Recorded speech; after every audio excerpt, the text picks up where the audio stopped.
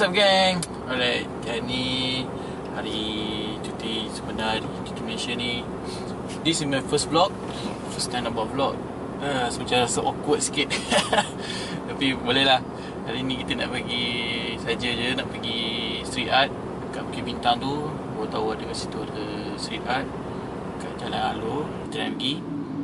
Hari ni kita naik MRT je, senang. Tapi itulah, kita singgung apa bawa. Kita pakai IC lah kan. Okay, ni mungkin tak ada apa sangat, just shoot, lebih pada shoot montage je. Tak adalah macam cakap sangat sebab malu lah. Awkward kalau dah cakap. Lepas kita first time kan, kita dah hal lah. Right, sekarang pukul berapa lah? Pukul 1:30. Okay, hari pun juga gerimis sikit, harap sana tak hujan lah. Right, jom lah kita gerak. Jom!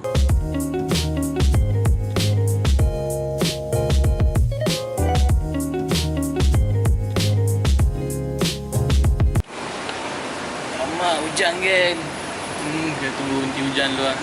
Jalan dia basah-basah lah. A few moments later. Alright, kita dah settle makan. Hujan pun dah berhenti. Dah lah, kita pergi shoot depan siat kat Bukit Bintang.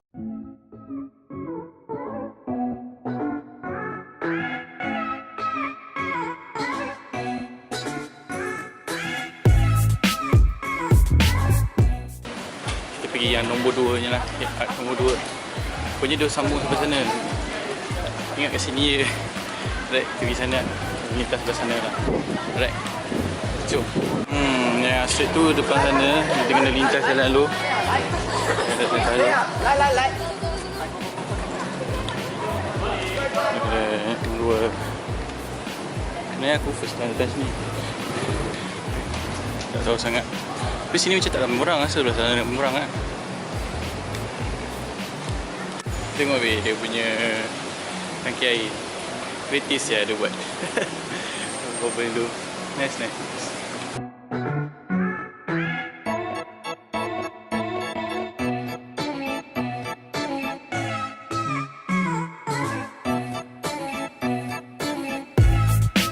Okay, sampai sini saja vlog.